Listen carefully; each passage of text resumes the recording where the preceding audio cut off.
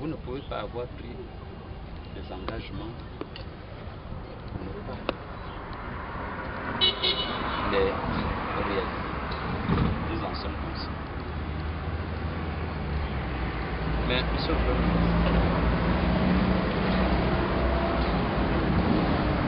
la première chose qui nous choque, qui nous a choqués, qui continue de nous choquer, c'est l'idée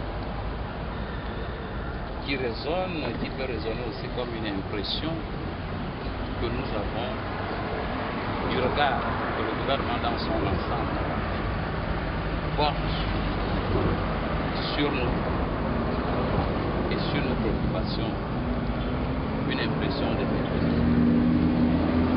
On ne peut pas résoudre les problèmes non plus, monsieur le Premier ministre, par la force. Si je voulais régler les problèmes par la force, je vous aurais fait charger par la police. La police est déjà venue ici plusieurs fois pour charger. C'est moi-même qui suis venu ici dire aux policiers ne chargez pas. Monsieur le Premier ministre. Donc ce que je vous dis, non, je ne suis pas venu négocier avec vous. Oui. Je suis venu vous donner un point de vue. Je l'ai dit à vos responsables. Vous avez fait des erreurs depuis le début. Je ne suis pas comptable de vos erreurs. J'ai dit à monsieur le président de votre syndicat, vous êtes venu me voir plusieurs fois. Je n'ai jamais refusé de vous recevoir en audience. Un matin, vous arrivez, vous faites directement un piquet de grève. Et je lui ai posé la question. Devant certains d'entre vous, c'était là. Oui. J'ai dit, mais pourquoi vous arrivez subitement en grève? Est-ce qu'un jour vous êtes venu et vous m'avez demandé de me rencontrer et j'ai refusé de vous recevoir? Non. Pourquoi vous vous comportez comme ça? Il n'avait pas de réponse. Puisque vous étiez dans la salle, vous savez ce qu'il a dit. Il a présenté les excuses. J'ai dit donc, rentrez chez vous. J'ai compris, rentrez. Ce n'est pas ce que vous avez fait. Vous dites, on méprise, on fait ci, on fait ça. On ne règle pas les problèmes par la force. Et c'est pour ça que je n'ai pas fait charger. Nous disons Donc, pas que votre je vous volonté... dis, je vous répète, vous avez exprimé un désaccord, vous avez exprimé un mécontentement. Je suis venu vous dire, rentrez chez vous. Rentrez, j'ai compris ce que vous avez dit, rentrez chez vous. Ne faites pas d'erreur, rentrez chez vous. Dans le dossier que vous avez, il n'y a pas un dossier, il y a plusieurs dossiers différents. Il y en a plusieurs, il n'y en a pas un. Et si nous nous asseyons tranquillement, nous aurons l'occasion de voir. Donc nous ne sommes pas en train de parler d'un dossier, nous parlons de plusieurs dossiers différents. Donc je vous demande de rentrer. C'est ce que je suis venu vous demander. J'aurais pu envoyer quelqu'un vous le dire. Je suis venu vous dire, rentrez chez vous. J'ai compris, rentrez chez vous. Merci, monsieur le Premier ministre. Prenez un peu de votre temps pour venir adresser aux concitoyens que nous sommes. Monsieur le Premier ministre, je prends toute l'occasion devant vous pour essayer un peu de dénoncer le comportement de la presse au Gabon.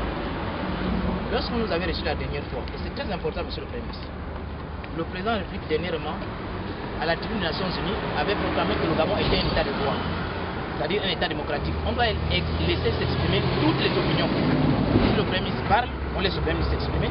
On doit également laisser les syndicats s'exprimer. Mais nous sommes au regret de constater que dernièrement, lorsque nous avez reçu, votre presse, la presse de la préfecture, n'a fait que passer le discours du Premier ministre, n'a pas laissé passer la réaction de la CONACIC. Et ça, déontologiquement parlant, ce n'est pas du tout normal. Et j'espère que cette fois-ci, ils le feront.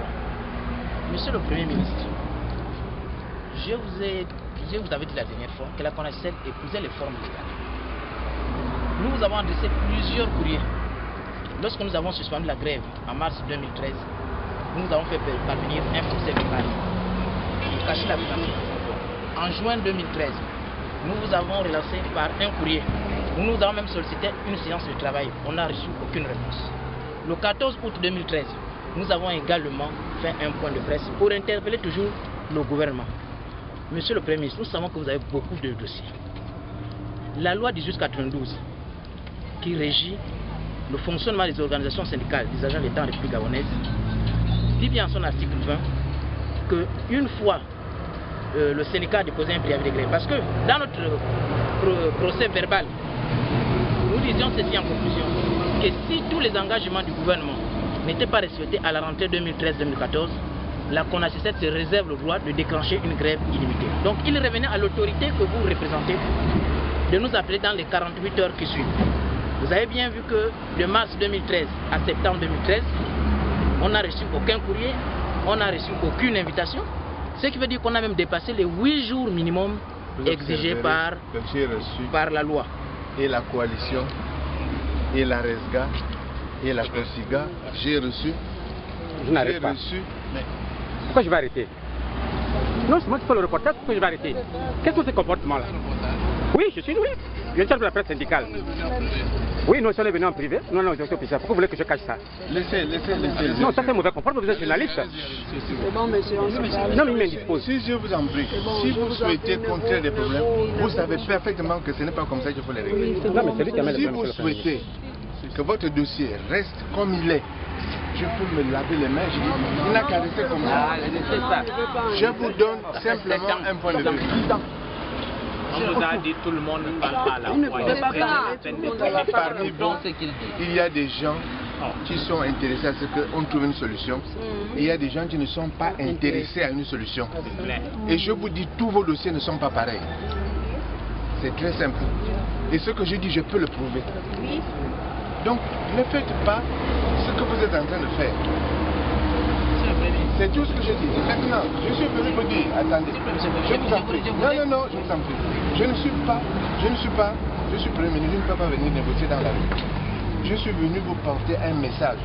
Par égard et par respect pour vous, j'aurais pu envoyer quelqu'un.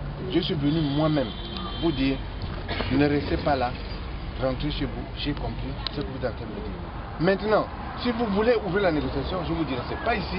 Et je vous dirai, je ne suis pas venu négocier, je suis venu vous porter un message. Que vous êtes libre d'accepter ou de refuser. Monsieur le Premier ministre, le syndicat que nous représentons, Vous et moi, nous avons déjà discuté plusieurs fois. nous sommes des partenaires. Oui.